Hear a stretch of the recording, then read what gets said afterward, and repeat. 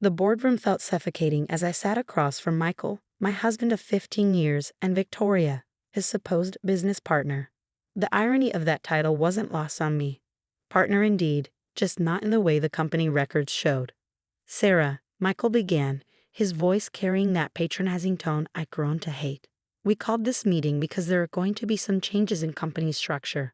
He straightened his tie, the blue silk one I'd given him for our anniversary last year. "Victoria and I have acquired majority shares. We're shifting the direction of the company." I kept my face carefully neutral, years of practice helping me maintain my composure. "Is that so?" I asked, my voice steady despite the anger burning in my chest. "And how exactly did you manage that?" Victoria smirked, her red lips curving up at the corners. At 32, she was a decade younger than me, all sleek blonde hair and calculated ambition. Through perfectly legal channels, of course, she purred. The shareholders agreed it was time for new leadership. What they didn't know, what I'd spent the last year carefully hiding, was that I'd seen this coming long before they'd made their move. The late-night strategy meetings, the suspicious transfers, the way they both looked at me like I was already gone. I'd noticed it all, but unlike them, I learned the value of patience. "I see," I said, opening my laptop. "And these would be the shares transferred through offshore accounts in the Caymans, or the ones filtered through shell companies in Singapore?" The confidence in Michael's expression flickered slightly. "I don't know what you're talking about," he said, but his left eye twitched, the same tell he'd had since we first met in business school.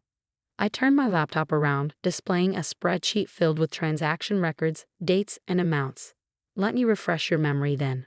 Victoria's smirk vanished. "Where did you get those?" "That's not important," I replied, closing the laptop. "What matters is that I have them, along with every email, every document, and every piece of evidence showing how you two have been embezzling from the company for the past year." Michael stood up abruptly, his chair scraping against the floor. "You're bluffing," he snapped, but I could see the fear creeping into his eyes. "You can't prove anything." I reached into my bag and pulled out a thick manila envelope. "Actually, I can. You see, while you two were busy planning your little takeover, I was building a case. Everything's here, the fraudulent transfers, the falsified board minutes, even those interesting messages you two exchanged about your plans for me once you took control." Victoria grabbed Michael's arm, her perfectly manicured nails digging into his sleeve. "She's lying," she hissed. "She can't have all that." But I wasn't lying. I'd spent months gathering evidence, working with forensic accountants and private investigators. Every late night Michael spent with Victoria, I'd spent building my defense. Every secret meeting they held, I documented. Every dollar they thought they'd cleverly hidden, I traced. "Would you like to know what else I found?" I asked, enjoying the way they both flinched, like how you've been padding construction contracts through Victoria's brother's company, or the interesting conversations you've had with certain board members about kickbacks. Michael sank back into his chair, his face ashen. "Sarah, we can talk about this," he started, adopting the soothing tone he used when he thought he could manipulate me. "We're still family." I laughed then, a genuine sound that seemed to startle them both. "Family? Is that what you call it when you plot to steal your wife's company? When you sleep with your CFO and plan to push me out of the business I built?" Yes, I built. While Michael had been the face of Reynolds Construction, I'd been the one working behind the scenes, securing contracts, managing relationships, building our reputation. He'd been too busy enjoying the perks of success to notice that most of our major clients dealt exclusively with me. "The board won't believe you," Victoria said, but her voice wavered. "We have their support." "Do you?" I asked, pulling out my phone. "Because I just got off a call with James Harrison." I watched their faces pale at the mention of our largest investor. He was very interested in the documentation I sent him this morning, as were the other board members. The silence that followed was deafening. I could almost see the wheels turning in their heads, calculating options that no longer existed. "You're both done here," I said quietly, standing up. "Security is waiting outside. They'll escort you to clear out your offices. Your access to all company systems has already been revoked." "You can't do this," Michael spluttered. "I'm the CEO." "Not anymore." I walked to the door, then turned back to face them. "Oh, and Michael, I've already called my lawyer. Expect divorce papers this afternoon." Victoria HR will be in touch about the terms of your termination. As I walked out, I heard Victoria's angry whispers and Michael's desperate attempts to salvage their plans, but it was too late. While they'd been plotting their takeover, I'd orchestrated their downfall. Outside the boardroom, I nodded to the security team waiting in the hallway. They moved past me, entering the room I'd just left. I walked to my office, closed the door, and finally allowed myself to feel the full weight of what had just happened. My marriage was over. The carefully constructed life I'd built had crumbled. But as I looked out over the city skyline from my office window, I felt something unexpected: relief. The pretending was finally over. No more smiling through dinner parties while knowing my husband was sleeping with our CFO. No more watching them whisper in corners at company events. No more waiting for them to make their move. My phone buzzed. A text from James Harrison. Board meeting scheduled for 3 p.m. Full support confirmed. You're doing the right thing, Sarah. I smiled, picking up the family photo on my desk. Me, Michael, and our golden retriever Max from happier days. I dropped it in the trash, frame and all. Let them think they'd lost everything in one dramatic showdown. They didn't know that this was just the beginning. I had more evidence, more plans, and absolutely nothing left to lose. The real game was just starting, and I intended to win. The weeks following Michael and Victoria's removal from the company were a whirlwind of damage control and restructuring. Every day brought new discoveries of their deception: hidden accounts, falsified contracts, promises made to clients that we'd never be able to keep. But I was prepared. For each problem they created, I had a solution ready. Every client they tried to turn against me received personal visits, complete with documentation showing how Michael and Victoria had been skimming from their projects. James Harrison proved to be an invaluable ally. As our largest investor, his support carried weight with the board. I always knew there was something off about those two, he told me over lunch one afternoon. The numbers never quite added up.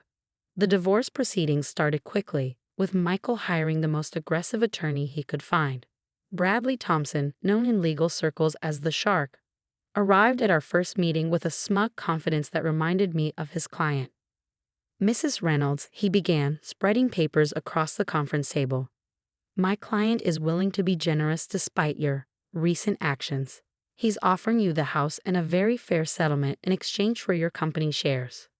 My lawyer, Diana Chen, didn't even look up from her notes. That's interesting, she said, her voice dry. Considering those shares aren't up for negotiation. Be reasonable, Thompson pressed. Mr. Reynolds built this company from nothing. Surely you don't expect to keep control after what you've done. I couldn't help but laugh. What I've done? You mean exposing fraud? Preventing embezzlement? Please enlighten me about my crimes. That's when I pulled out my own stack of papers. Bank statements, emails, hotel receipts spanning the last 3 years. While we're discussing generosity, perhaps we should talk about these. Michael's lawyer paled as he scanned the documents. The evidence was damning, not just of the affair and financial misconduct, but of something far more serious.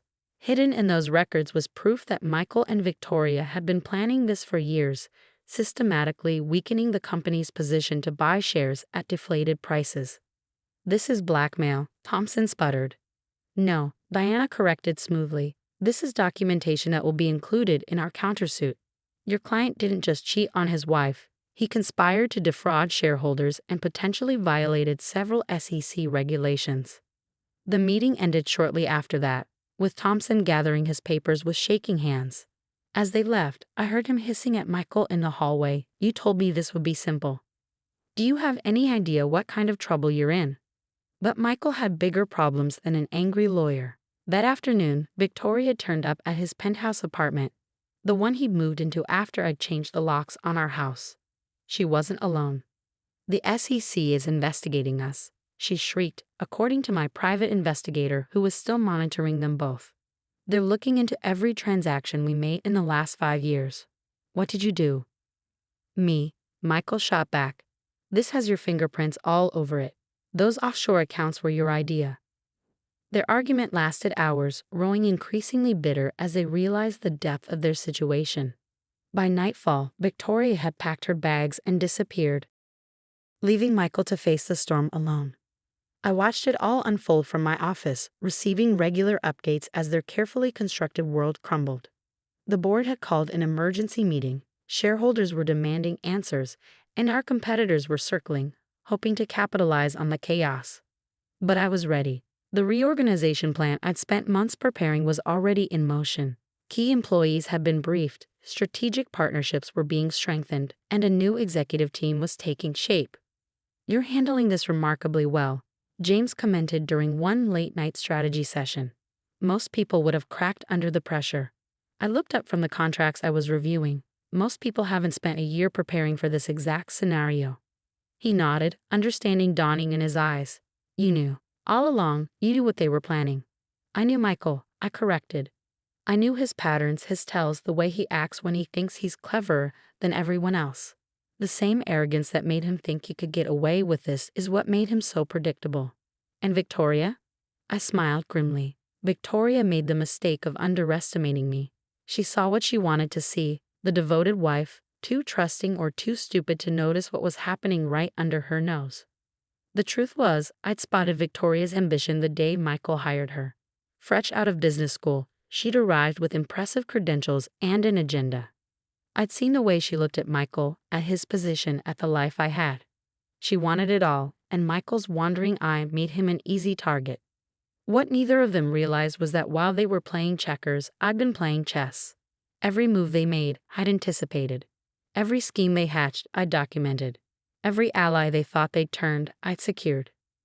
Now, as the consequences of their actions caught up with them, I found myself in a strange position. The company was stronger than ever. Our client relationships were solid, and my personal life, though different, was finally free of lies. But something was still bothering me, a loose end I couldn't quite ignore. Among all the documents I'd discovered, there was one transaction that didn't fit the pattern. A large sum of money transferred to an account I couldn't trace just days before everything came to a head. What were they planning? And more importantly, what hadn't I uncovered yet? That mysterious transaction kept me awake at night. $2 million transferred through a series of shell companies ending at an untraceable account. It wasn't Victoria's style. She preferred simpler schemes. This had Michael's fingerprints all over it. I was reviewing the transaction records again late one evening when my assistant rushed in. "Mrs. Reynolds, you need to see this." She handed me her tablet, open to a business news website. The headline made my blood run cold. "Reynolds Construction Rival Announces Surprise Acquisition of Major Government Contract." The contract in question was one we'd been negotiating for months. A massive infrastructure project that would have secured our position in the market for years to come. And now, somehow, Atlas Construction, our biggest competitor, had swooped in and taken it. That's when it clicked. The missing money, the timing, the sudden loss of the contract. Michael hadn't just been planning to take over the company. He'd been sabotaging our future projects. I immediately called James Harrison. "I need everything you can find on Atlas Construction's recent activities," I said without preamble. "Specifically, any new investors or board members." The answer came within hours. Atlas had recently welcomed a new silent partner, a holding company registered in the Cayman Islands, the same jurisdiction where Michael's mysterious transfer had landed. He'd been playing both sides, using inside information to position our competitors for success while weakening our own standing. It was brilliant in a twisted way. Even if I caught him stealing from Reynolds Construction, he'd have a golden parachute waiting at Atlas. But Michael had made one crucial mistake. In his arrogance, he'd forgotten who had written most of our contract proposals over the years. I knew every detail, every specification, every unique element we developed. I spent the next week buried in legal documents, working with our attorneys to build a case.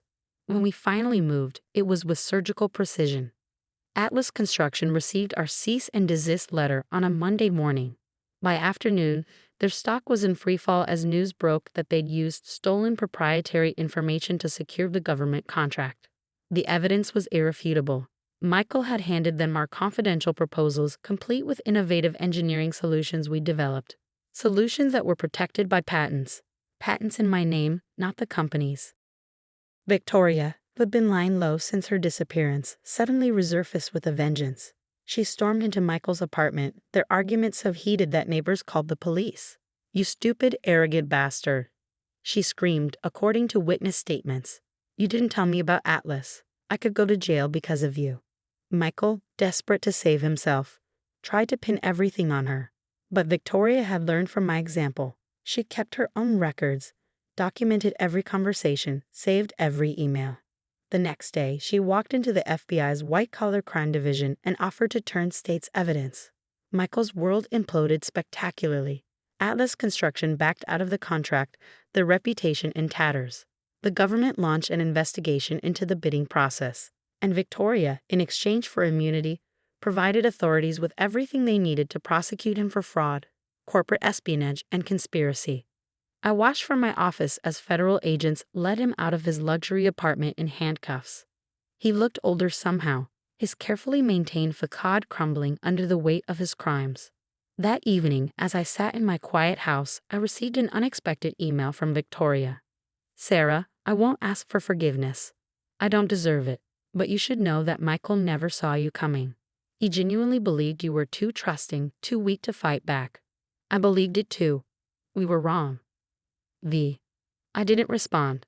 Her words meant nothing to me now. Instead, I focused on rebuilding what they tried to destroy. Under my leadership, Reynolds Construction not only recovered but thrived. We secured the government contract legitimately, our innovative solutions earning praise from industry experts. The company's stock soared as investors gained confidence in the new management. Michael eventually took a plea deal, accepting a 15-year sentence rather than risk a longer term at trial. Victoria, true to form, landed on her feet with a consulting job on the West Coast. As for me, I sold the house, too many memories, and bought a modern apartment overlooking the city. On clear days, I can see the construction sites where our projects are taking shape, tangible proof that success is the best revenge. James Harrison joined me for dinner one evening, raising his glass in a toast. "To karma," he said with a grin. But I shook my head. "To patience," I corrected, "and to underestimated women everywhere." Sometimes I wonder if Michael ever realized that his greatest mistake wasn't the fraud or the affair or even the corporate espionage. It was forgetting who I was, not just his wife, but a woman who had helped build an empire from the ground up. A woman who knew every inch of the business he thought he could steal. The divorce was finalized quietly. I kept my married name, not for him, but because I'd made it my own. Reynolds Construction was mine now, truly and completely. In the end, Michael and Victoria's scheme had accomplished something they never intended. They freed me from the shadows, pushed me into the light where I belonged. They thought they were writing my ending, but instead, they'd only set up my beginning. Now, as I lead board meetings in the same room where they once tried to destroy me, I sometimes think about that day when they thought they had won. Their smug smiles, their absolute certainty in their victory. I've learned that true power isn't in the taking, it's in the building, the waiting, the careful preparation that others mistake for weakness. Michael and Victoria wanted a quick victory, a hostile takeover. What they got instead was a masterclass in patience, precision, and the danger of underestimating your opponent. The company's doing better than ever. Our projects are changing the city's skyline. Our innovations are setting industry standards, and our reputation has never been stronger. Sometimes the best revenge isn't just success. It's succeeding so spectacularly that those who tried to destroy you have to watch from the sidelines, powerless to do anything but witness your triumph. And that, as it turns out, is worth every moment of waiting.